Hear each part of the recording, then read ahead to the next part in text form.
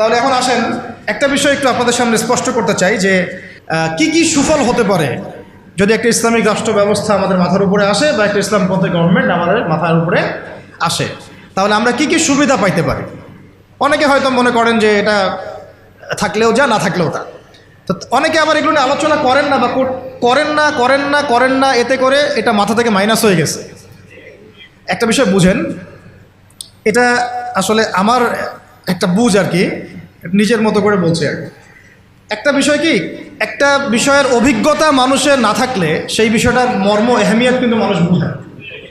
যেমন ধরেন আমরা যারা এখনও কক্সবাজারে কেউ যায় নাই, তাকে আপনি যতই বলেন যে সমুদ্রটা এমন, সমুদ্রটা ওই রকম, সমুদ্রের পাড়ে দাঁড়ালে এমন হয়, ওইখানে এত এইরকম বাতাস থাকে, মেরিন ড্রাইভ রোডটা এইরকম, সে কিন্তু কল্পনায় আনবে, কিন্তু সে কিন্তু উপলব্ধি করতে পারবে না। বুঝতে পারছি কথা?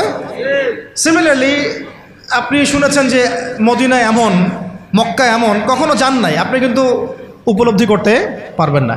রাষ্ট্র ক্ষমতায় আমরা দাড়িটুপিওয়ালা মানুষরা সংখ্যাগরিষ্ঠতা নিয়ে, হ্যাঁ, একেবারে পুরা রুটির টুকরাটা আমরা কখনো পাইনি এ পর্যন্ত। পেয়েছি কি বিগত প্রায় 50, 60, 70 বছরে?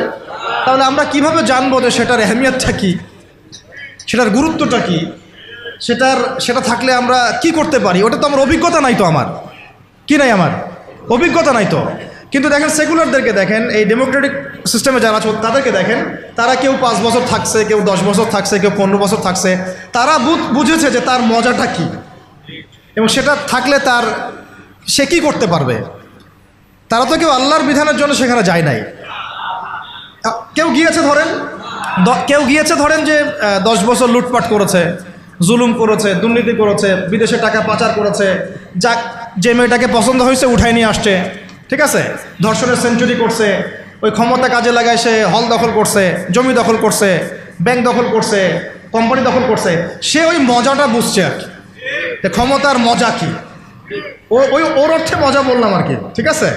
সে বুঝতে পারছে যে হ্যাঁ, ক্ষমতা থাকলে আমার এই জিনিসগুলো আমি তো পাবো। এই জন্য দেখেন, 1000 মাইর খাইলেও, 1000বার মাইর খাইলেও, নেতাকর্মী জীবন দিলেও সে ওই রাজনীতি থেকে সরে যায় না, তাই না? 10 বছর মাইর খায়, আবার আসে না, আমাকে যাইতে হবে, কারণ ওখানে কি মজা আমি তো জানি। ওইটা যদি একবার পাই তাহলে আমি আবার এইগুলা পাবো, তাই না বিষয়টা? তো ওদের একটা উদাহরণ দিয়ে বোঝালাম। এই জন্য দেখেন, তারা তাদের এই রাজনৈতিক মুভমেন্ট থেকে কখনো সরে যায় না। সরে যায় কখনো? যায়নি, যায় না, যাবেও না, কারণ তারা ওর অভিজ্ঞতা অর্জন করেছে, তারা ওর মজাটা বুঝেছে। কিন্তু আমরা কখনো ওখানে গিয়ে আল্লাহর বিধান কি কায়েম করতে পেরেছি? আমরা তো ওখানে গিয়ে ন্যায় বিচার, ইনসাফ, হ্যাঁ, তারপরে আপনার আল্লাহর বিধান, শরিয়া আইন, তারপরে হুদুদ, কিসাস, এই যে বিষয়গুলো আমরা তো বাস্তবায়ন করতে পারি নাই। আমাদের ওই অভিজ্ঞতাটা নাই, তো এই কারণে আমাদের মধ্য থেকে আলোচনা উঠে গেছে আস্তে আস্তে, খুব কম, লিমিটেড। কিন্তু আমরা যদি একবার ওখানে যেতে পারি, তখন দেখবেন আপনারাও বা আমরাও ওইটা ছাড়তে চাবো না, কারণ আমরা জানি ওখানে গেলে ইসলামকে কত বড় পরিসরে কায়েম করা যাবে ইনশাআল্লাহ, তাই না? আমরা ইসলামিক সেন্সে বলছি, আমরা ওখানে গেলে বুঝতে পারবো যে আমরা কত বড় পরিসরে ইসলামের খেদমত করতে পারবো ইনশাআল্লাহ। যেহেতু আমরা যেতে পারি নাই, তাই আমাদের মধ্যে ওই অভিজ্ঞতাটা কিন্তু এখন অর্জিত হয় না। এই কারণে আলোচনাগুলোর দরকার যে ওখানে গেলে কি পেতে পারেন বা সুফলটা কি হতে পারে, আর না গেলে কি কুফলগুলো হচ্ছে। শুধু পয়েন্টগুলো বলবো। 1 নাম্বার, যদি একটা ইসলামিক সরকার আমাদের মাথার উপরে আসে এবং একটা ইসলামপন্থী রাষ্ট্র আমরা সামনে কায়েম করতে পারি, সামনে বলতে হতে পারে 5 বছর পরে, 10 বছর পরে যদি কায়েম করতে পারি ইনশাআল্লাহ, তাহলে সর্বপ্রথম আমরা পুরো দেশে সালাত কায়েম করতে পারবো। সালাত কায়েম করতে পারবো, কায়েম। আমরা এখন নামাজ পড়ি, তাই না? নামাজ কায়েম করি ব্যক্তি জীবনে, পারিবারিক জীবনে, কিন্তু আমরা জাতিগতভাবে কিন্তু নামাজ কায়েম করতে পারি না। আপনি তো চার্জ করতে পারছেন না। আমাদের মুরব্বী ওলামা একরাম অনেকে এখানে আছেন, যে কয়েক বছর আগেই মদিনায় যারা নামাজ পড়তো না, দোকান খোলা থাকতো না আমাদের সময়, তাদেরকে ধরে নিয়ে যাইতো না, গারামা দিত, গারামা, জরিমানা, অনেকে তো পিটাইতো, জেলও দিত, অনেকে ওই মরুভূমিতে গিয়ে রেখে দিয়ে আসতো, হাইটা আইতো, শাস্তি। মানে নামাজ যদি রাষ্ট্র চায় তাহলে জনগণকে পড়াতে পারে। রাষ্ট্র যদি চায় জনগণকে মাস্ক পরাইতে পারে না? হ্যাঁ, তো রাষ্ট্র যদি চায় তাহলে জনগণকে নামাজও পড়াইতে পারবে ইনশাআল্লাহ। আর যারা বুঝে না তাদেরকে শিখাইতে পারবে, যারা নামাজ পড়তে জানে না তাদেরকে আমরা ইসলামিক সেন্টারে পাঠাইতে পারবো। তরবিয়ত দিতে পারবো, ওলামায়ে কেরামের সোহবতে নিয়ে এসে শিখাইতে পারবো, তাই না?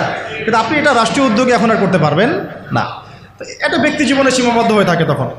তো ব্যক্তি জীবনে থাকলে তো আপনি পড়লেও কি না, মানে পড়লে কেউ চার্জ করার নাই, না পড়লেও কেউ চার্জ করার নাই, এটা আপনার ব্যক্তিগত বিষয়ের সাথে নিসবত হয়ে গেল।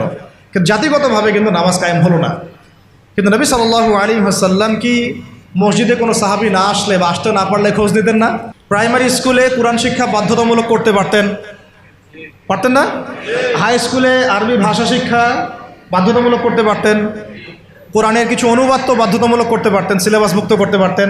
অনার্স লেভেলে গিয়ে আমাদের এই ভাইরা তখন কোরআনের তাফসীর করতে পারতো, তর্জমা করতে পারতো, হাদিসের এরাব দিতে পারতো, এবারত পড়তে পারতো। তারা কি পারে? 95%ই পারে। মাস্টার্স লেভেলে গিয়ে তারা ইফতা দেওয়ার মতো যোগ্যতা হয়তো অর্জন করতে পারতো। আরও অনেক কিছু করা সম্ভব ছিল, কিন্তু এটা আপনি আর রাষ্ট্রীয়ভাবে এখন করতে পারছেন না। তাহলে একটা বিষয় হচ্ছে, দেখুন এক্সাম্পলটা বুঝেন, এখানে তো অনেক ফ্যাক্টরি আছেন আপনাদের এখানে, এটা দেখে মনে পড়লো আর কি উদাহরণটা, যে দেখেন ধরেন আমি একটা চাদর পরেছি, এখন এই চাদরটা ধরেন যে এক ভাই হাতে সেলাই করছে, 10 জন মিলে হাতে সেলাই করছে, 10টা চাদর উৎপন্ন হচ্ছে, আর এখানে একটা চাদর তৈরির ফ্যাক্টরি আছে, চাদর তৈরির ফ্যাক্টরি আছে। উৎপাদন কার বেশি হবে? ইসলামিক রাষ্ট্র হচ্ছে একটা ফ্যাক্টরির মতো কাজ করবে, যা ইসলাম আরও অনেক বেশি ছড়াই দিতে পারবে, যেটা ব্যক্তিগতভাবে অতটা সম্ভব হয়ে ওঠে না। দাওয়াতের মাধ্যমে হয়, দাওয়াতের মাধ্যমে ব্যক্তিগত ইসলাম হয়, মানুষ ফিরে আসে, কিন্তু বড় পরিসরে ইসলাম কায়েম হয় না। বরং আমরা ইসলাহের যত মেহনত করি, ওরা ওদের শয়তানি শক্তি দিয়ে ওইটাকে আবার নস্যাৎ করার চেষ্টা করে, তাই না? আমরা ইসলাহ করে মানুষকে আল্লাহর পথে ডাকার চেষ্টা করি, ওরা গান বাজায় দিল, কনসার্ট করাই দিল, পর্নোগ্রাফি চালু করে দিল, মেয়ে নাচাই দিল, আল্লাহ বিরোধী আইন 4টা-5টা চালু করে দিল, বাস আপনার মেহনতের উপর পানি পড়ে গেল, তাই না বিষয়টা? অথচ যদি আমরা একটা ইসলামিক স্টেটের দিকে যেতে পারতাম, ইসলামিক রাষ্ট্র ব্যবস্থার দিকে, তাহলে ওই ক্ষমতা আমাদের হাতে থাকতো যে তারা উপরের লেভেল থেকে ইসলাম বিরোধী কোনো শক্তিকে মানে আমাদের উপর চাপিয়ে দিতে পারত না। 1 নম্বর হচ্ছে আমরা নামাজ প্রতিষ্ঠা করতে পারতাম জাতিগতভাবে, যেটা আমরা এখন পারছি না। 2, আমরা যাকাত কায়েম করতে পারতাম, যাকাত প্রতিষ্ঠা করতে পারতাম রাষ্ট্রীয়ভাবে। এটা মুসলিমদের জন্য বলছি নামাজ এবং যাকাতের বিষয়গুলো, অমুসলিমদেরকে নিয়ে তো আমাদের এখন এভাবে ফিকির নাই। তারা আমাদের রাষ্ট্রে থাকবে, আমরা সহ অবস্থান করব, আমরা তাদের ধর্ম পালনে কোনো বাধা দিব না, আবার আমরা তাদের ধর্ম পালনের অংশও হব না। মানে না আমি মূর্তি ভাঙতে যাব, আর না আমি মূর্তি পাহারা দিব, আর না আমি মূর্তি গড়ে দিব। তারা লাকুম দিনুকুম ওয়ালিয়া দিন, তোমাদের দিন তোমরা পালন করো, আমাদের দিন আমরা পালন করব। এবং তোমরা আমাদেরকে জিজিয়া দিবা। কি দিবা? এই জিজিয়া কেন দিতে হবে? কারণ এই জিজিয়ার বিনিময়ে আমরা তাদের জান মাল সম্পদ সন্তান সব কিছু নিরাপত্তার দায়িত্ব নেব, যেটা মদিনা রাষ্ট্রে ছিল। এটাকে বলা হয় যে তারা ইসলামিক রাষ্ট্রের মধ্যে আমাদের জিম্মায় থাকে, আমাদের জিম্মায় থাকে। ওই জিম্মা শব্দও তো এরা বুঝে না, এরা মনে করে জিম্মা মানে মনে হয় জিম্মি, হ্যাঁ তাই না? বলে না যে জিম্মি করে ফেলছে। জিম্মি মানে তো একজনকে অন্যায়ভাবে আটকে রাখা, এটাকে জিম্মি। এই দেখেন আরবির যে কত অবস্থা খারাপ আমাদের দেশে। জিম্মি আর জিম্মা এটা কি এক হইল? জিম্মি হচ্ছে কি কাউকে অন্যায়ভাবে আটকে রাখা, আর জিম্মা মানে আপনার জান আমার জান, আপনার মাল আমার মাল, আপনার সন্তান আমার সন্তান, আপনার পরিবার আমার পরিবার। আপনি আমাকে জিজিয়া দিবেন, আপনার পুরো জান মাল ইজ্জত পরিবারের দায়িত্ব আমাদের। কেউ আপনাদের দিকে বাঁকা চোখে তাকাইতে পারে? যদি তাকাইতে আসে কোনো মুসলমানও যদি আপনার উপর জুলুম করতে আসে, আমরা ওই মুসলমানের হাত কেটে ফেলে দেব যখন আপনার উপর জুলুম হবে। তখন যদি আপনি মাজলুম হন আর মুসলিম জালেম হয়, তাহলে আমরা তার বিরুদ্ধে ব্যবস্থা নেব। এটা হচ্ছে জিম্মাদারি। তো এরা দেখলাম যে এতটুকু বোঝে না। আমাদের একটা স্ট্যাটাস নিয়ে দেখলাম ভারতীয় একটা মিডিয়া এইসব অপপ্রচার চালাইছে আর কি, যে উনি বলছে যে অমুসলিমদেরকে জিম্মায় নিয়ে চলে আসবে। আরে ভাই জিম্মা তো ভালো শব্দ। জিম্মা এত বড় শব্দ যে মানে আমার সন্তান যদি আপনার বিরুদ্ধে অন্যায় করে, আমি আমার নিজের হাতে সন্তানকে শাস্তি দিব, এটা হলো জিম্মা। তো যাই হোক, এটা তারা বুঝে না। এটা তাদের জন্যে না, এই সালাত এবং যাকাতের বিষয়টা কাদের জন্য না? মুসলিমদের জন্য। অমুসলিমদের জন্য এটা নয়। আমরা তাদেরকে দাওয়াত দিব। কি করব? তাদেরকে দাওয়াত দিব। যাকাত প্রতিষ্ঠা করা সম্ভব কিভাবে? আমরা রাষ্ট্রীয়ভাবে আমাদের যাদের নেশাব পরিমাণ সম্পদ হয়েছে একেবারে তালিকাভুক্ত করে সুমারি করে একটা প্রশাসনের বাহিনীকে লাগিয়ে দিয়ে এইটাকে আমরা মানে উত্তোলন করতে পারি কিনা? নবী সাল্লাল্লাহু আলাইহি ওয়াসাল্লাম করেছিলেন কিনা? আবু বকর সিদ্দিক, ইবনুল খাত্তাব বিন আফফান, উসমান বিন আফফান, আলী ইবনে আবি তালেব তারা করেন নাই? তখন কি এই জাকাতের অর্থগুলো গরিব মানুষের কাছে সমানভাবে বন্টন করা হয় নাই? জাকাতের 8টা খাতে। এবং তখন কি সমাজের মধ্যে গরিব মানুষের সংখ্যা বেশি ছিল না কম? একজনও খুঁজে পাওয়া যায় তো? ওয়াল্লাহি এখনও যদি আমরা জাকাত ভিত্তিক অর্থ ব্যবস্থা চালু করতে পারতাম তাহলে আমাদের সমাজেও কোনো গরিব মানুষ থাকতো না। আপনাদের যত ওই কমিউনিজমের মতবাদ আছে, আর ওই পুঁজিবাদ আছে, আর এই সমাজতন্ত্র আছে, হ্যাঁ, আর এই যে আরও যত মতবাদগুলো আছে, ওয়ার্ল্ড ব্যাংকের, IMF-এর, হ্যাঁ, ফেডারেল রিজার্ভ ব্যাংকের, এই সমস্ত মতবাদগুলোই ফেল করছে। মানবতার কল্যাণে তারা কিছুই করতে পারে না। মানবতার কল্যাণে প্র্যাকটিক্যালি কাজ করে দেখিয়েছেন নবী মুহাম্মদ সাল্লাল্লাহু আলাইহি ওয়াসাল্লাম কিভাবে ইসলামী এবং জাকাত ভিত্তিক অর্থ ব্যবস্থার মধ্য দিয়ে সমাজের দরিদ্র মানুষের হক আদায় করতে হয়, এটা তিনি দেখিয়ে দিয়েছেন। আপনারা সেটা কিছুই করতে পারেন, খালি এসব গদবাধা আমাদেরকে ইকোনমিক্সের বই পড়াইছেন। ইকোনমিক্সের কী করছেন? বই পড়াইছেন। আর ইকোনমিক্সের পড়া এত জরুরি এই যুগে, ইসলামিক ইকোনমিক্স, না হলে যে আমাদেরকে কিভাবে তারা সুদখোর বানাচ্ছে আপনি চিন্তাও করতে পারবেন না। সাম্য তো কায়েম করতে পারেনই নাই, ইনসাফ তো করতে পারেনই নাই, বরং মানুষকে খাইয়েছেন রিবা, সুদ, ঘুষকে জায়েজ করছেন, দুর্নীতি হয়েছে, টাকার মান কমানো বাড়ানো নিয়ে ইনফ্লেশন করেছেন, গরিবের রক্ত চুষে খাইছেন, হ্যাঁ, একটা অংশ দিন দিন ধনী হয়েছেন, বাকি অংশকে গরিব বানাইছেন। মানুষের রক্তচোষা, শ্রমিকদের রক্তচোষা, গরিবদের রক্তচোষা অর্থনীতি দিয়েছেন মানুষকে। এবং এর ফলে মানে বৈশ্বিক জুলুম আপনারা প্রতিষ্ঠা করেছেন এই অর্থনীতি সিস্টেমের মধ্য দিয়ে। এইটা নিয়ে কথা বলতে গেলে আমার 1 ঘন্টা সময় লাগবে, এটা আমি অন্য একদিন বলবো ইনশাল্লাহ। শুধু এই টপিকের উপর কথা বলবো ইনশাল্লাহ, যে বর্তমান অর্থ ব্যবস্থার ধোঁকাবাজি, বর্তমান অর্থ ব্যবস্থার অর্থনৈতিক সিস্টেমের ধোঁকাবাজি আপনি শুনলে আপনার চোখ কপালে চলে যাবে। আসলে যারা কম জানে ওরা ঘুমাইতে পারে শান্তিতে, যারা আসলে জানে তারা ঘুমাইতে পারে, বুঝছেন? আসলে সত্য কথা এটাই। এত ধোঁকাবাজি হয়েছে অর্থনীতির মধ্যে, এমনভাবে গরিব মানুষকে নির্যাতন করা হয়েছে, এমনভাবে ওদের রক্ত চোষা হয়েছে। আল্লাহর কসম করে বলতেছে বাংলাদেশের বেশিরভাগ মানুষ এটার হদিসই নাই, তারা জানেই না। এবং এর পিছনে আছে ওই পশ্চিমা পরাশক্তি আর ওই ইসরায়েল এবং আমেরিকার শক্তি, এরাই কাজগুলো করছে সারা ওয়ার্ল্ডে। আল্লাহ পাক আমাদেরকে বোঝার তৌফিক দান করেন। এখন এই জাকাত ভিত্তিক অর্থ ব্যবস্থা প্রতিষ্ঠা করা কিন্তু এখন ব্যক্তিগতভাবে সম্ভব নয়।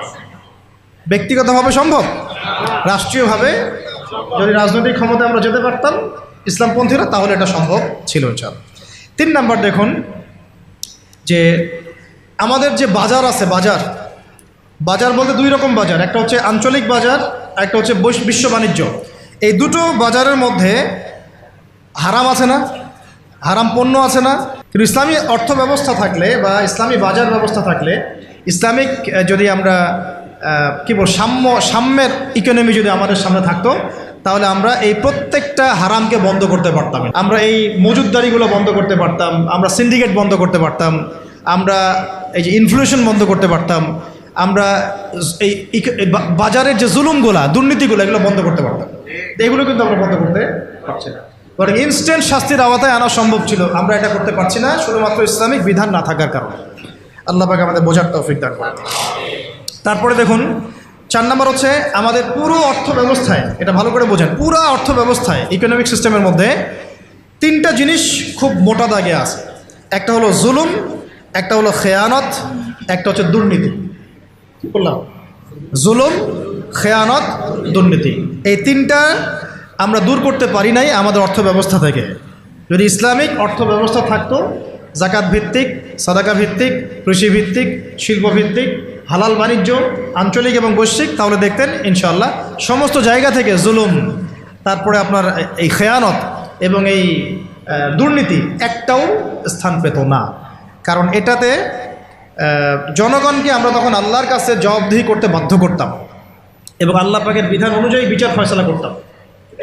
আল্লাহ পাকের বিধান অনুযায়ী বিচার ফয়সালা করা।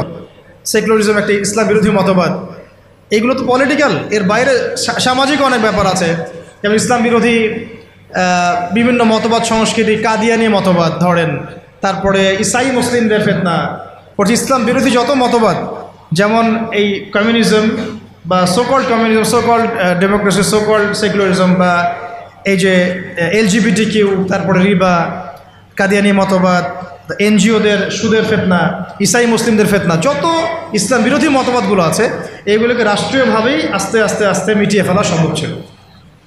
কিন্তু ইসলামী রাষ্ট্র ব্যবস্থা না থাকলে এটাকে আপনি মেটাতে পারবেন না, বরং তারা সমাজে আধিপত্য বিস্তার করার চেষ্টা করবে এবং তারা ফ্লুয়েন্টলি তাদের মিশনে কাজ করতে শুরু করবে, যেটা আমরা দেখেছি তারা কাজ করছে। কাদিয়ানিদেরকে কেউ ঠেকাচ্ছে কি? না। ইসাই মুসলিমদের ফেতনা কি কেউ ঠেকাতে পারছি? আমরা হয়তো দাওয়াত দিতে পারছি, বুঝাতে পারছি, ওদের এলেমের এগেনস্টে আমরা আমাদের এলেম জাহির করতে পারছি, মোনাজারা হচ্ছে, কিন্তু ওদের উপর কোনো কঠোর ব্যবস্থা কিন্তু আমরা গ্রহণ করতে পারছি না। ওটা ব্যক্তিগতভাবে সম্ভব হচ্ছে না, কিন্তু রাষ্ট্র থাকলে আমরা পারতাম। LGBT কিউ, যে ওরা বলছে LGBT কিউ বইয়ের মধ্যে নিয়ে আসতেছে, রাস্তায় মানববন্ধন করছে, অধিকার চাচ্ছে, আইন পাস করতে বলছে, সমকামিতার আইন পাস করতে বলছে, সুদ তো আগেই হালাল করে ফেলছে তারা, মদের লাইসেন্স তো এগুলো আগেই দেওয়া হয়েছে, পতিতালয়ের লাইসেন্স আগেই দেওয়া হয়েছে। আর ইসাই মুসলিমরা কাজ করতেছে, শুধু এনজিওরা কাজ করতেছে, কাদিয়ানিরা কাজ করতেছে। আমরা কি এগুলোর একটাও গোড়ার থেকে কেটে ফেলতে পারছি?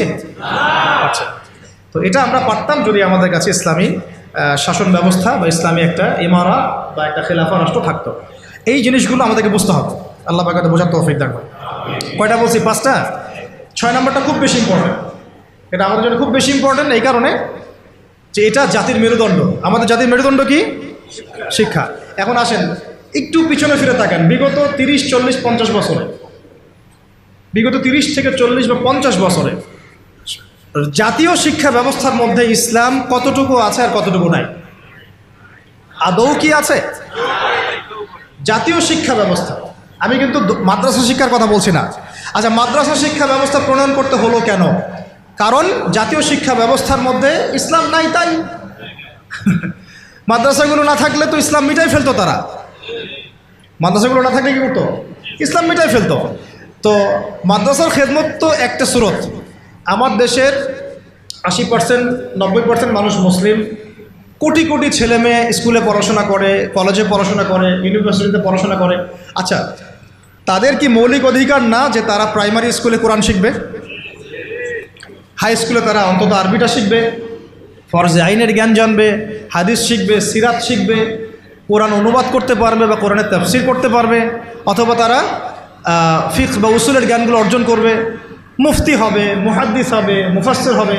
এই অধিকার কি আমাদের এই কোটি কোটি ছেলের নাই, মেয়েদের নাই? আমরা শিক্ষাকে একদম সেকুলার করে ফেলছি।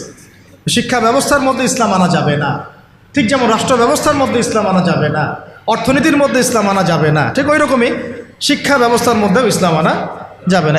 এই কনসেপ্টটাই আমরা আমাদের জাতিকে দীর্ঘদিন যুগের পর যুগ অন্ধকারে রাখছি। এই জন্য দেখা যায় একজন এমপি সাহেব কোরআন তেলাওয়াত করতে পারে না, একজন BCS ক্যাডার সূরা ফাতিহা পড়তে পারে না, একজন বুদ্ধিজীবী টকশো ফাটাই ফেলতেছে, একদম টকশো থেকে একদম কি একটা অবস্থা, টেবিল থাপড়ায় থাপড়ায় কথা বলছে, কিন্তু এদিকে সে ওযুর ফরজ বলতে পারে না। হ্যাঁ, এইভাবে আমরা আমাদের সমাজটাকে একদম ধ্বংস করে ফেলছি। এই জায়গায় কথা বলতে গেলে আমি একটু উত্তেজিত হয়ে পড়ি। আমরা আমাদের সমাজের শিক্ষাটাকে একদম ধ্বংস করে ফেলছি, একেবারে ধ্বংস করে ফেলছি। আমাদের আর্মি অফিসারদের কি এই অধিকার ছিল না যে তারা কোরআনে হাফেজ হবেন, তারা মুহাদ্দিস হতে পারবেন, মুফতি হতে পারবেন? হ্যাঁ, নবী সাল্লাল্লাহু আলাইহি ওয়াসাল্লামের যুগে যারা ফ্রন্টলাইন সোলজার, ফ্রন্টলাইন মুজাহিদ, তারা কি মুফতি ছিলেন না, মুহাদ্দিস ছিলেন না, কারি ছিলেন না, হাফেজ ছিলেন না? তাহলে আমাদের তো তারা ফ্রন্টলাইন যোদ্ধা, তাদের মধ্যে কয়জন হাফেজ, কয়জন আলেম, কয়জন কারি, কয়জন মুফতি, কয়জন মুহাদ্দিস? অথচ তাদেরকে এগুলো শিখতে দেওয়া হয় নাই। কারণ তারা এগুলো শিখে যদি আবার আল্লাহর পথে ফিরে আসে, তারাই যদি আবার ইসলামের রাষ্ট্রের কথা বলে। র্যাবের ভাইদের অধিকার ছিল না, পুলিশের ভাইদের অধিকার ছিল না, আমাদের বিজিবির ভাইদের অধিকার নাই? সবার অধিকার ছিল। বুদ্ধিজীবীদের, আমাদের ব্যবসায়ীদের, আমাদের যে আওয়াম জনগণ যারা, সবার অধিকার ছিল না? এই যে তোমরা যারা জেনারেল লাইন স্টুডেন্ট, তোমাদের অধিকার ছিল না? শিখতে দেওয়া হয় নাই। কিন্তু আমরা তাদেরকে মেসেজ দিতে চাই যে আপনাদের এটা শেখার পূর্ণ অধিকার আছে, এবং আপনারা যদি এগুলো শিখে আল্লাহকে চিনতে শিখেন, রাসূলকে চিনতে শিখেন এবং ইসলামিক রাষ্ট্রের গুরুত্ব তাৎপর্য বুঝতে শিখেন, আল্লাহ পাক আপনাদেরকে এই যুগের খালিদ আর ওমর বানাই দেবে ইনশাআল্লাহ। এবং আপনারাই ইনশাআল্লাহ আজ হোক আর কাল হোক আপনারাই বলবেন যে এই রাষ্ট্রটা যেন ইসলামী রাষ্ট্র হয়। যখন আপনারা দেখতে থাকবেন, বুঝতে থাকবেন যে হ্যাঁ কত জুলুমের শিকার হচ্ছি আমরা, আর ইসলামী রাষ্ট্র না থাকার কারণে আমরা কিভাবে বঞ্চিত হয়েছি, বৈষম্যের শিকার হয়েছে, তখন আপনারা নিজেরাই ইনশাআল্লাহ তাআলা দাওয়াত এবং জিহাদের মধ্য দিয়ে এই বাংলার মধ্যেই আপনারা ইসলামী রাষ্ট্র কায়েম করবেন ইনশাআল্লাহ। আমরা দোয়া করি যেন আমাদের এই ভাইদেরকে আল্লাহ হেদায়েত দান করেন।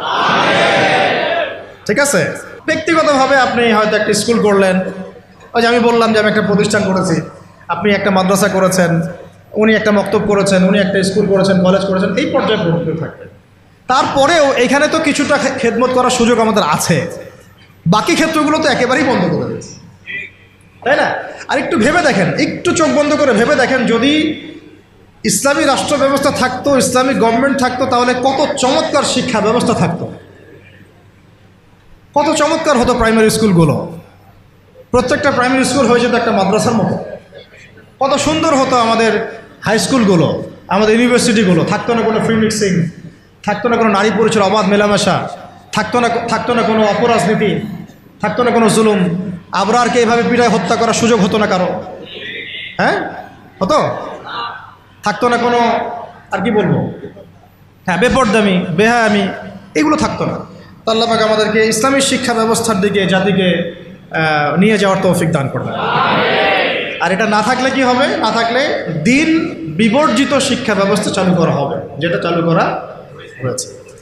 7 নম্বর হচ্ছে, যদি আমরা ইসলামিক রাষ্ট্র গঠন করতে পারতাম তাহলে ব্যাপকভাবে মসজিদ, মাদ্রাসা, ইসলামিক সেন্টার, হ্যাঁ, তারপরে ইসলামিক বিশ্ববিদ্যালয়, একদম আল আজহারের মতো, মদিনা বিশ্ববিদ্যালয়ের মতো, দারুল উলুম দেওবন্দের আদলে অনেক বড় বড় প্রতিষ্ঠান আমরা দেশের মধ্যে করতে পারতাম। বাইরের কান্ট্রিগুলো থেকে স্টুডেন্টরা এসে আমার দেশে পড়াশোনা করে, কিন্তু এটা কি আমরা কিন্তু করতে পারি না। বরং উল্টা দেখবেন, যদি এটা না থাকে তাহলে কি হচ্ছে, ব্যক্তিগত পর্যায়ে আপনাকে কাজ করতে হবে। এছাড়া বরং আমরা এমন একটা অবস্থা চলে যাব যে অন্যের কাছে হাত পাততে হবে আমাদেরকে একটা প্রতিষ্ঠান করার জন্য।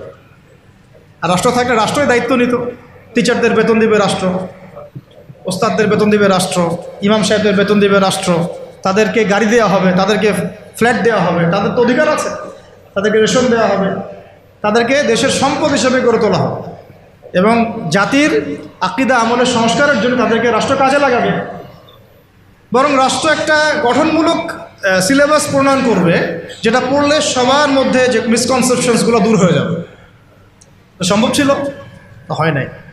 আচ্ছা, এরপরে আসেন 8 নম্বর হচ্ছে যে আমাদের দেশের একটা অন্যতম গুরুত্বপূর্ণ ক্ষেত্র হচ্ছে কৃষি এবং শিল্প, তাই না? কৃষি এবং শিল্প। তো কৃষি এবং শিল্পের মধ্যে দুর্নীতি হয় নাই? কম না বেশি? তো এই দুইটা সেক্টর এত বেশি গুরুত্বপূর্ণ, যেটা রাষ্ট্রের অর্থনীতি গড়ার মূল কারিগর বলা যায়। তো এই কৃষি এবং শিল্পের সমস্ত দুর্নীতিকে বন্ধ করা সম্ভব ছিল যদি ইসলামী রাষ্ট্র ব্যবস্থা থাকতো, যেটা আমরা করতে পারি নাই। কৃষক ভাইদেরকে অধিকার দেওয়া হয় নাই। যে পণ্যটার দাম এখানে 100 টাকা, দেখবেন সেই বেচারা বিক্রি করছে 10 টাকায়। কৃষকের সাথে সরাসরি সরকারের সম্পর্ক নাই, মাঝখানে বহু থার্ড পার্টি আছে। তাহলে ওদের উপর জুলুম হচ্ছে না? যে শ্রমিকের আপনি গার্মেন্টসের বেতন দিচ্ছেন 10,000 টাকা, 12,000 টাকা, এই পণ্যগুলোকে এক্সপোর্ট করে তারা কোটি কোটি টাকার বিজনেস করছে।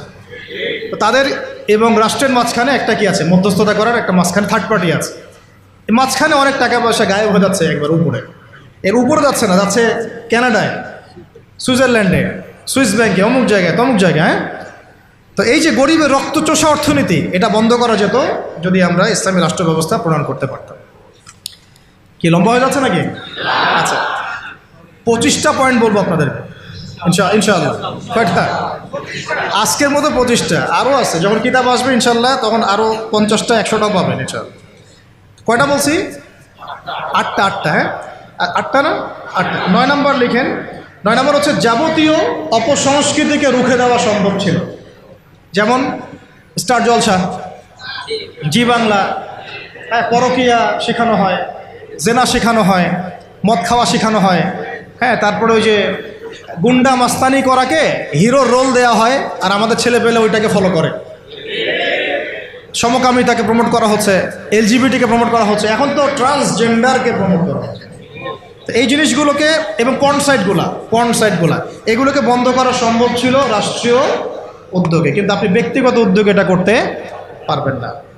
আচ্ছা, 9 নম্বর হচ্ছে এটা কত, 10 নম্বর হচ্ছে এটা খুব গুরুত্বপূর্ণ, খুবই গুরুত্বপূর্ণ। সেটা হচ্ছে ইসলামী রাষ্ট্র ব্যবস্থা যদি না থাকে তাহলে এই যে অনলাইন এবং অফলাইনে যত প্রিন্ট এবং ইলেকট্রনিক মিডিয়া আছে এদের মিথ্যাচার আপনি বন্ধ করতে পারবেন, এদের ইসলাম বিদ্বেষ আপনি বন্ধ করতে পারবেন না, এদের শয়তানি আপনি বন্ধ করতে পারবেন না।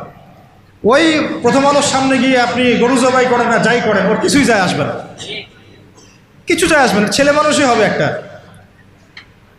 ওর কিছু যায় আসবে? শয়তানের এগুলোতে কিছু যায় আসে নাকি? তো যদি ইসলামী রাষ্ট্র ব্যবস্থা আপনার হাতে থাকতো তাহলে আপনি আইন প্রণয়ন করে হোক, নীতি নির্ধারণ করে হোক এবং আইনের সুশাসন নিশ্চিত করে হোক, ইসলামের স্বার্থকে সর্বোচ্চ অগ্রাধিকার দিয়ে আপনি এগুলোকে নিয়ন্ত্রণ করতে পারবেন। ইসলামী শাস্তি এগুলা দর্রা, বেত্রাঘাত, হাত কেটে ফেলা, কি তাই না, রজম করা। এই জন্যে এই ভয়ে তো বহু মানুষ চায় না যে ইসলামী রাষ্ট্র হোক।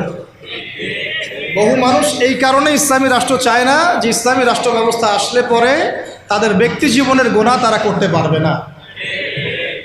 কারণ ব্যক্তি জীবনে জেনা করে, ও তো চাবে না ইসলামী রাষ্ট্র আসুক।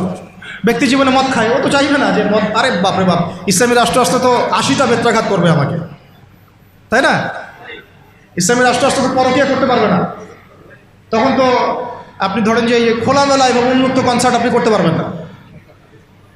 আপনি শুনলে বাসায় শুনবেন, ব্যক্তিগতভাবে পাপ করবেন, জনগণকে পাপি করাতে পারবেন না, তাই না?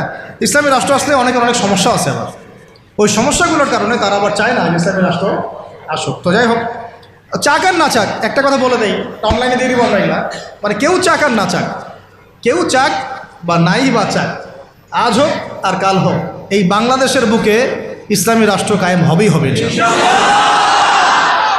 কেউ এটাকে বদলাইতে পারবে? বলেন কেন পারবে না? কারণ নবী সাল্লাল্লাহু আলাইহি ওয়াসাল্লাম ভবিষ্যৎবাণী করেছেন যে একটা কাঁচা বাড়ি বাদ থাকবে না, একটা পাকা বাড়ি বাদ থাকবে না যেখানে আল্লাহ পাক তার তাওহীদের কালিমা লা ইলাহা ইল্লাল্লাহ মুহাম্মাদুর রাসূলুল্লাহকে প্রকাশ করাবেন না।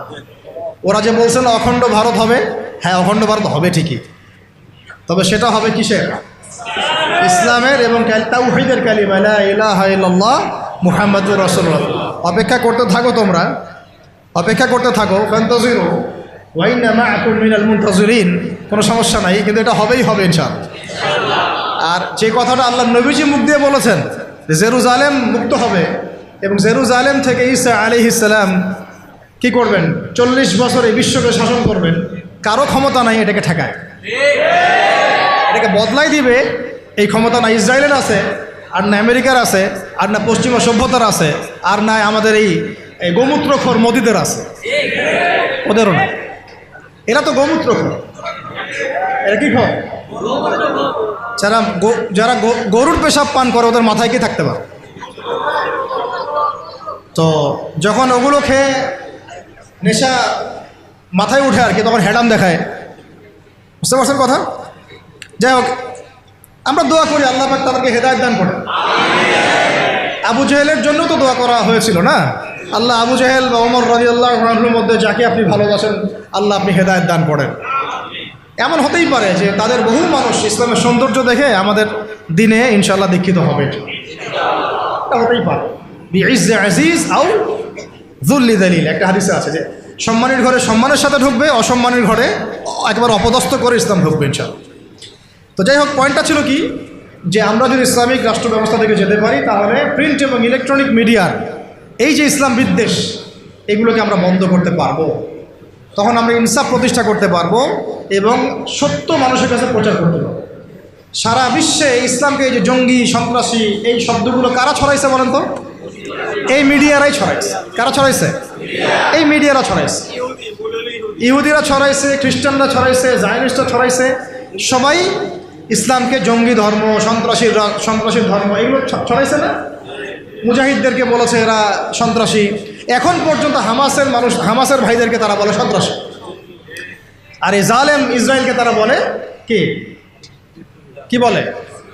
আমাদের ভাইরা ওখানে নির্যাতিত হচ্ছেন, নিপীড়িত হচ্ছেন, কিন্তু আল্লাহ পাকের কাছে ওই জায়গাটা অনেক মকবুল একটা জায়গা। কেন মকবুল? আল্লাহ পাক ওই জায়গা থেকে বেশি সুহাদা নিচ্ছেন আল্লাহর কাছে, বেশি বেশি শহীদ আল্লাহ ওইখান থেকে নিচ্ছেন। তো এটা দেখে আমাদের তো রক্ত আর ঠান্ডা থাকে না, সবার গরম হয়ে যায়, কেউ দেখতেও পারি না এখন এগুলা। কিন্তু আমাদের হাত বাঁধা, আপনি কিছু করতে পারছেন না। কেন কিছু করতে পারছেন না? কারণ আমাদের হাতে কোনো ইসলামিক রাষ্ট্র নাই। তাই ব্যক্তিগতভাবে আপনি সেখানে কিছু করতে পারবেন না, কিন্তু ইসলামিক রাষ্ট্র ব্যবস্থা থাকলে আমরা আমাদের ভাইদের পাশে দাঁড়াতে পারতাম, আমরা মাজলুমদের পাশে দাঁড়াতে পারতাম, অথবা অন্তত পক্ষে আমরা জাতিসংঘকে চাপ দিতে পারতাম না, অথবা আমরা ইউনাইটেড একটা মুসলিম কমিউনিটি করতে পারতাম পুরো বিশ্বের শক্তিশালী মুসলিম রাষ্ট্রগুলো নিয়ে। তখন দেখতাম যে ওরা কোথায় পালানোর রাস্তা খুঁজে পায়। কিন্তু আমরা কিন্তু এটা করতে পারছি না, বরং ওরা করেছে ন্যাটোর মাধ্যমে। ওরা ঐক্যবদ্ধ জোট করে আমাদেরকে ভয় দেখাচ্ছে। তো এই জন্য অনেক কারণ আছে ভাই। এই কারণগুলো আমাদেরকে একটা দিকেই এখন নিসবত করছে যে আমাদের একটা মুসলিমদের একটা ইসলামপন্থী রাষ্ট্র দরকার, ইসলামপন্থী সরকার দরকার। আদারওয়াইজ আমরা বিশ্বের বুকে স্বাধীন হতে পারবো না। এমনকি আমরা আমাদের মজলুম ভাইদেরকে সাহায্য করতে পারছি। আল্লাহ আমাদেরকে বোঝার তৌফিক দান করুন। আচ্ছা, 10 নম্বর হচ্ছে, এটা 10 না 11 হচ্ছে সমস্ত সামাজিক অশ্লীলতা, যেমন বেপরদামি, কিশোর গ্যাং, মাদকের আকড়া, জুয়ার আকড়া, এগুলোকে আপনি বন্ধ করতে পারবেন না যদি ইসলামিক রাষ্ট্র ব্যবস্থা না থাকে। 13 নম্বর হচ্ছে আইনের সুশাসন বলে একটা শব্দ শুনি আমরা। এটা গদবাদ একটা শব্দই থাকে, এর আসলে বাস্তব খুব একটা প্রয়োগ হয় না। এবং আমরা দেখেছি আইনকে হাতিয়ার করে নিয়ে মানুষ রাজনীতি করেছে, ব্যক্তি আক্রোশ ঝেড়েছে এবং ব্যক্তির স্বার্থ চরিতার্থ করেছে, দলের স্বার্থ উদ্ধার করেছে, তাই না? ওলামায়ে কেরামরা কি অপরাধ করেছিলেন শাপলা চত্বরে, যে তাদের সবার উপরে 10টা 5টা করে মামলা দিতে হবে? বলেন। যারা মারলো তাদের বিরুদ্ধে মামলা হলো না, যারা মরলো তাদের বিরুদ্ধে মামলা হলো। তারা কি অপরাধ করেছিলেন? এখনো বহু ওলামায়ে কেরাম 5টা 6টা 10টা করে মামলা নিয়ে কাঁধে নিয়ে ঘুরছেন না?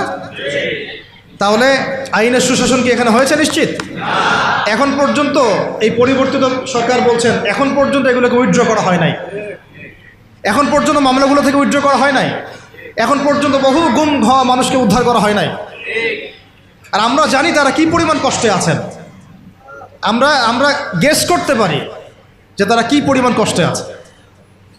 এটা তো আপনি গেস করতে পারবেন না, কারণ আপনার সে অভিজ্ঞতা নাই, সমুদ্র দেখেন নাই, আপনি বুঝবেন কিভাবে এর গভীরতা কেমন। সেখানে একদিন মনে হবে 1 বছরের সমান, একদিন মনে হবে কি 1 বছরের সমান। এমন বহু মানুষ ভিতরে এখনও আছে যারা মাজলুম, নির্যাতিত, নিপীড়িত, এখন ওদেরকে বের করা হয় নাই। এখনও বহু মানুষের ঘাড়ে মিথ্যা মামলা ঝুলছে, বহু ওলামায়ে কেরাম মামলা নিয়ে ভুগছেন। আর মামলা এমনভাবে দিয়ে রাখে যে সকালবেলা আপনি হাজিরা দিবেন ঢাকায়, একেবারে আবার দেখা যাবে কালকে আবার হাজিরা দেওয়া লাগবে রাজশাহীতে, তারপরে হাজিরা দেওয়া লাগবে চট্টগ্রামে। এইভাবে তারা হ্যারাস করছে মানুষ। আর 4টা 5টা মামলা কার উপর থাকলে তার আর কোনো হ্যারাসমেন্টের প্রয়োজন নাই। এইটাই তার সারা জীবনকে শেষ করে ফেলবে। তার জমি জমা বাড়ি গাড়ি বিক্রি করেও সে ওখান থেকে বেরোতে পারবে। এটা কি আইনের সুশাসন নিশ্চিত হয়েছে?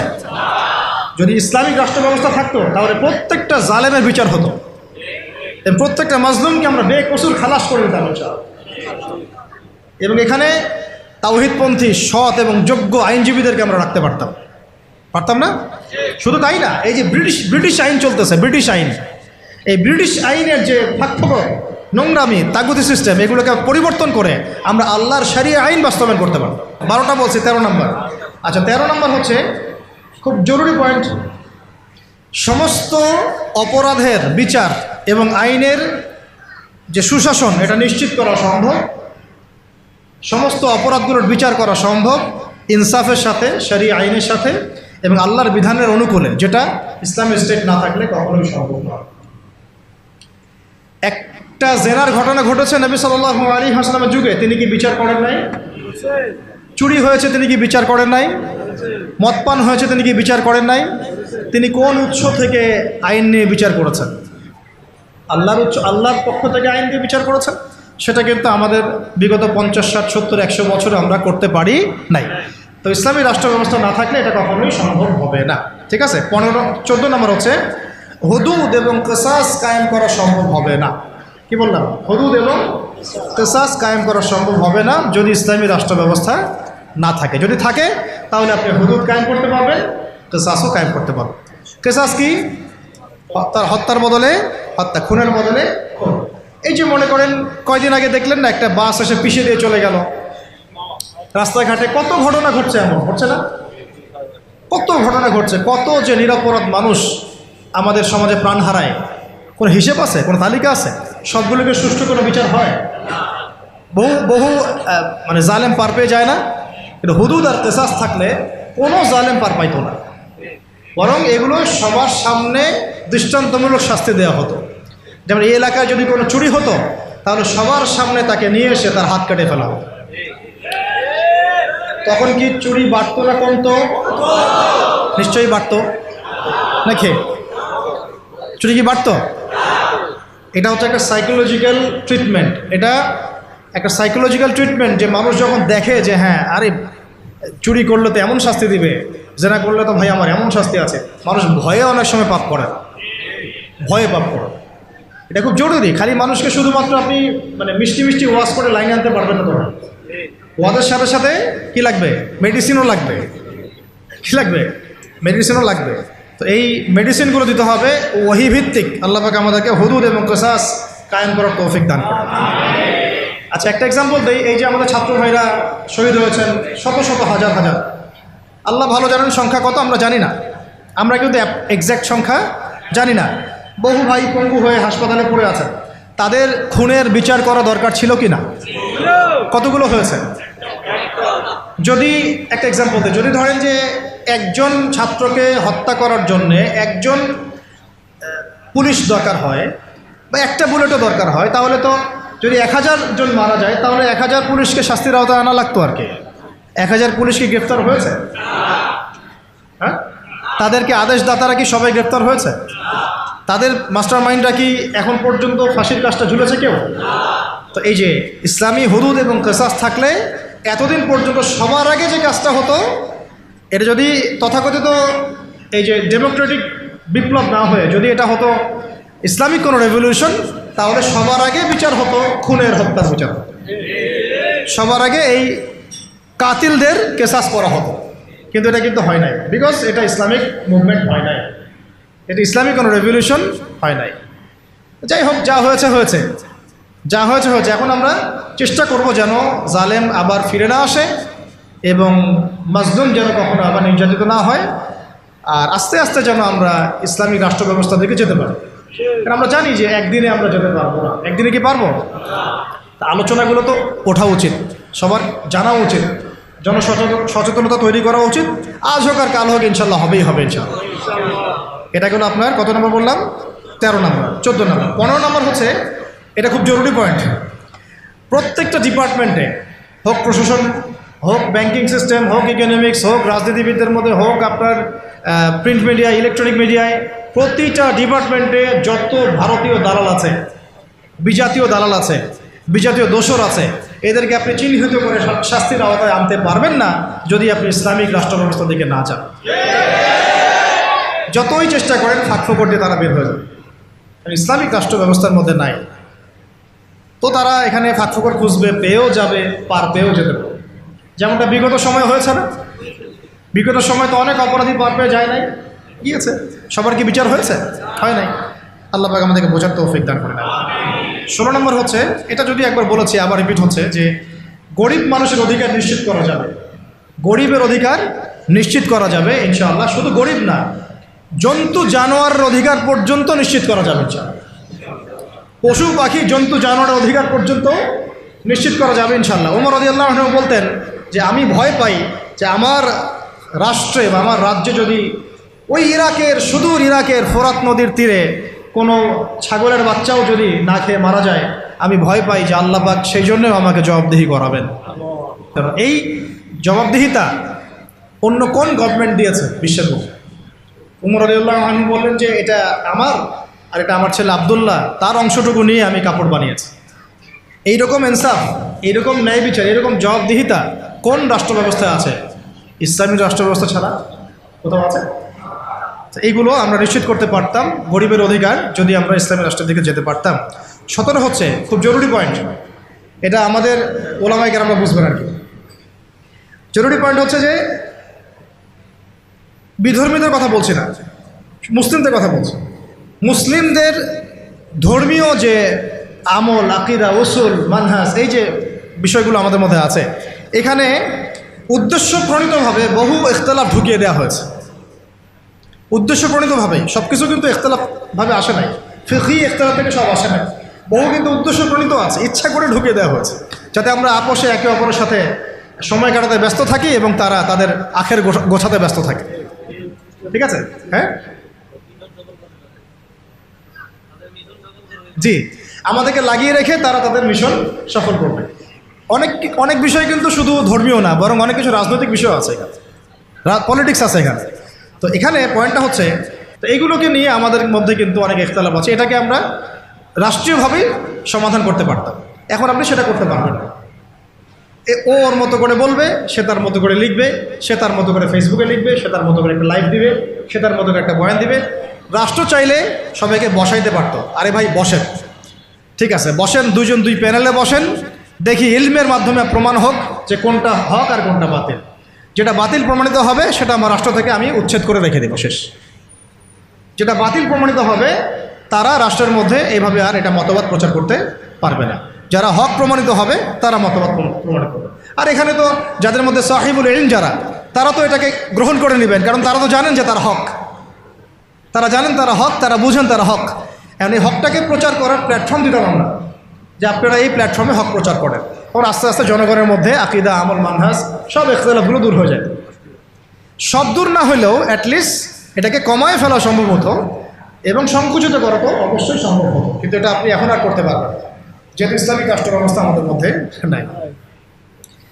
আচ্ছা, 17 হয়েছে না? 18। আচ্ছা, ধৈর্য আছে না? শেষ?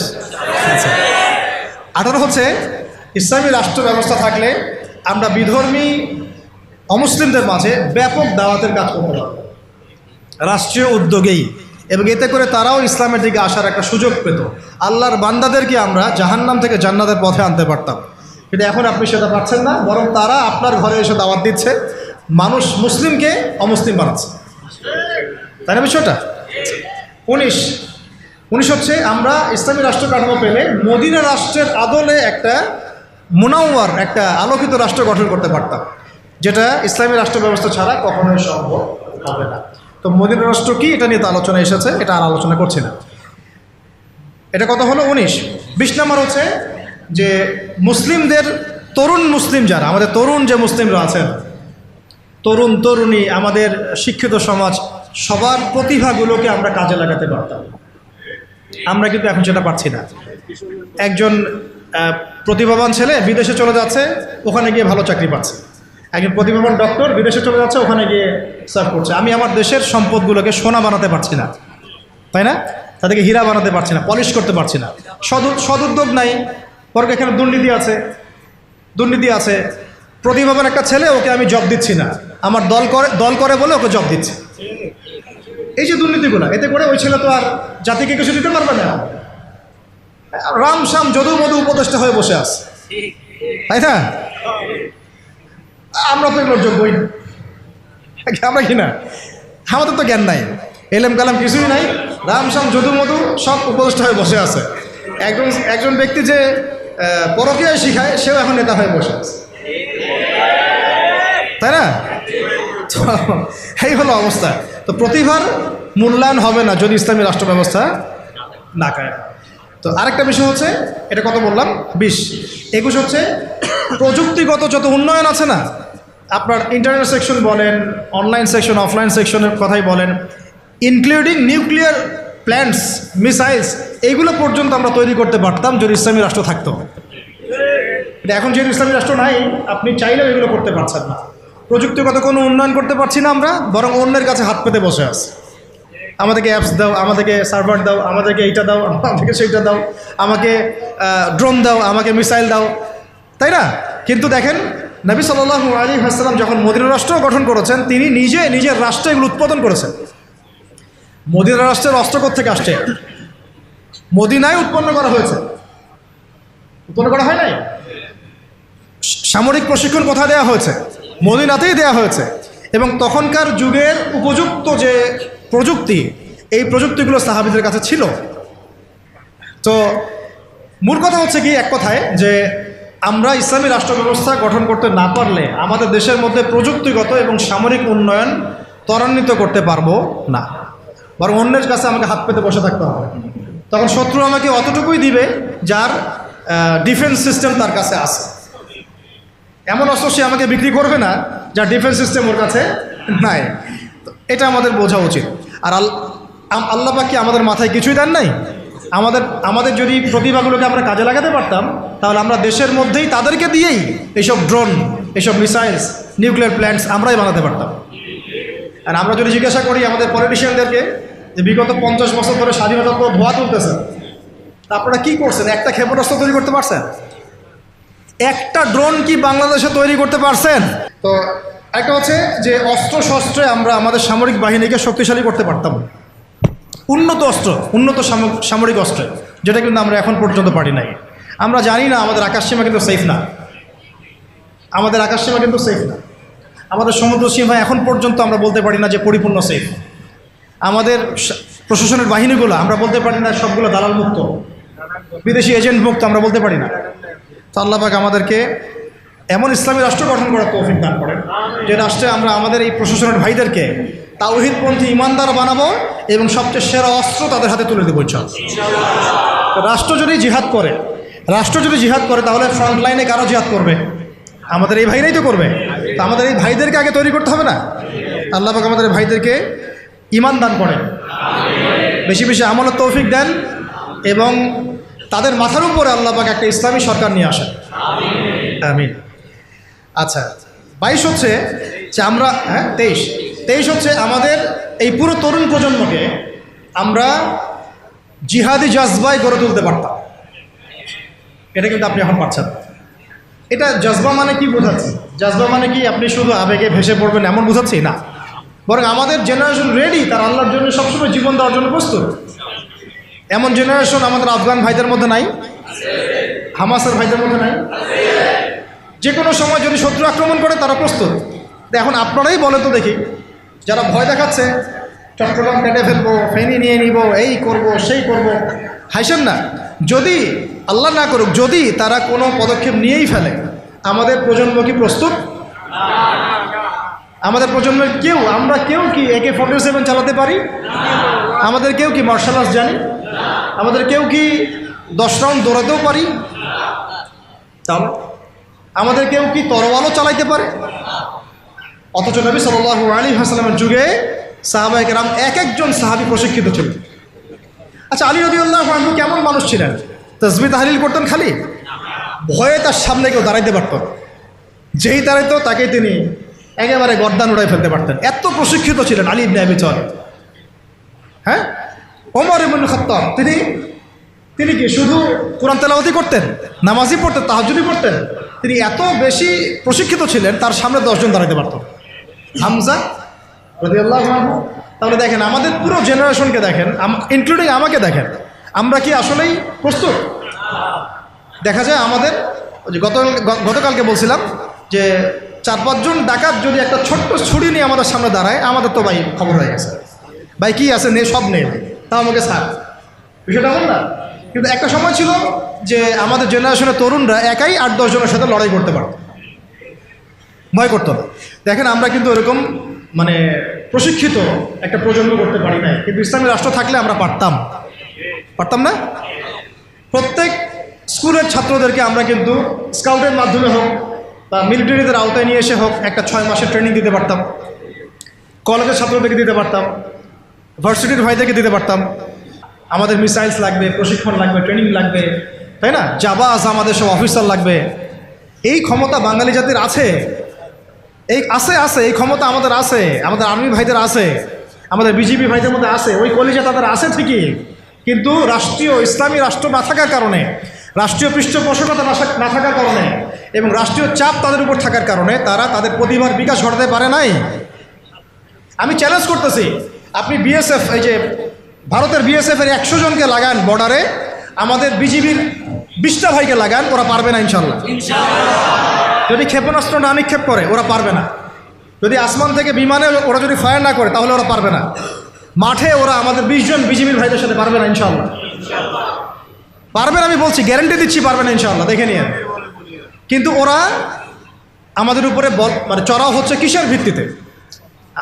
আমাদের আওয়ামদের মধ্যে প্রশিক্ষণটা নাই, এবং আমাদের মধ্যে ওই প্রযুক্তি নাই, আমাদের মধ্যে ওই পরিমাণ অস্ত্রশস্ত্র নাই। এই জন্য তারা এই দাপটটা দেখাচ্ছে। কিন্তু আমাদের আর্মি অফিসাররা, আমাদের এই বিজিবির ভাইরা, নৌবাহিনীর ভাইরা, আমাদের এই আপনার বিমান বাহিনীর ভাইরা, তারা অনেক অনেক বেশি প্রশিক্ষিত। কিন্তু আমরা তাদেরকে ওইভাবে ইমানের চর্চায় নিয়ে এসে আল্লাহর রাহে জীবন বিসর্জনের মানসিকতা তৈরি করতে পারি না। আল্লাহ পাক আমাদেরকে বোঝার তৌফিক দান করুন। তো এটা আমাদের শুধু তাদের জন্য না, আমাদের পুরো এই তরুণ সমাজ সবাইকেই এই প্রশিক্ষণগুলোর আওতায় নিয়ে আসা উচিত। কিন্তু এটা আপনি এখন পারছেন না। যদি ইসলামী রাষ্ট্র ব্যবস্থা হয় কখনো, তাহলে ইনশাআল্লাহ পারবেন ইনশাআল্লাহ। ঠিক আছে, আল্লাহ পাক আমাদেরকে বোঝার তৌফিক দান করুন। 24 হয়ে গেছে, 23, হ্যাঁ 24 হচ্ছে যে আমরা যদি একটা ইসলামিক রাষ্ট্র পর্যায় পর্যন্ত যেতে পারি, তাহলে কি হবে? তাহলে আমরা পুরো মানে বিশ্বের বড় বড় যে ইসলামিক রাষ্ট্রগুলো আছে, যেমন ধরেন যে মালয়েশিয়া, তারপরে ধরেন যে সৌদি আরবিয়া বা কাতার বা তুরস্ক বা আফগানিস্তান, পাকিস্তান বা আরও বড় বড় যে রাষ্ট্র, ইরান, যে রাষ্ট্রগুলো মানে কম বেশি ইসলামের সাথে সম্পৃক্ত, একটা ঐক্যবদ্ধ জোট আমরা গঠন করতে পারতাম, ন্যাটোর চেয়েও শক্তিশালী। তখন কিন্তু আমরা ওদেরকে চোখ রাঙাতে পারতাম। এটা আল্লাহ পাক করতে বলেছেন আমাদেরকে সূরা আনফালের মধ্যে, কিন্তু আমরা সেটা করি নাই। আল্লাহ বলেছেন যে কাফেররা জোটবদ্ধ হচ্ছে, তোমরাও যদি জোটবদ্ধ না হও তাহলে দুনিয়ার মধ্যে ফাসাদ সৃষ্টি হবে। হয়েছে, এটা ইসলামী রাষ্ট্র ছাড়া সম্ভব না। একা একা তো আপনি এটা করতে পারবেন। তারপরে আমরা আমাদের মজলুম ভাইদের পাশে থাকতে পারতাম, তাদেরকে হেল্প করতে পারতাম। তখন আমরা ওই ঐক্যবদ্ধ জোট মিলে, শক্তি মিলে আমরা কিন্তু ইসরায়েলের বিরুদ্ধে কথা বলতে পারতাম না? আমাদের গাজায় আমাদের মজলুম ভাই বোনদের পাশে দাঁড়াতে পারতাম। এখন তো সবাই বিক্ষিপ্ত, ওরা আমাদের সবাইকে একা একা বাগে পাইছে, আর কি একা একা বাগে পাইছে। ওই 3 ভাইয়ের মতো ঘটনা হয়েছে। হ্যাঁ, 3 ভাইকে একজন হত্যা করতে চায়, প্রথমে এক ভাইকে গিয়ে বুঝাইছে যে আরে তোর ওই 2 ভাই তো তোকে দেখতে পারে না, ওদের সাথে চলিস না, তুই আমাদের সাথে থাক। হ্যাঁ, এভাবে বুঝায় ওকে আলাদা করছে, করে ওকে প্রথমে জবাই করছে। ওর 2 ভাইকে বোঝাচ্ছে, আরে ওকে জবাই করছে তো ঠিক আছে, ও অপরাধ করছে তাই করছে, তুই তো ওর অপরাধ করিস নাই, তোকে করবো না, তুই আমার সাথে থাক। সে তার সাথে থাকা শুরু করছে, পরে ওকেও জবাই করছে। শেষমেশ ওই যে ফাঁকা একজন ছিল, ওকেও জবাই করছে। ওরা এই পলিসিতে গেছে। আল্লাহ পাক আমাদেরকে বৈশ্বিক ইসলামী জোট গঠন করার তৌফিক দান করুন।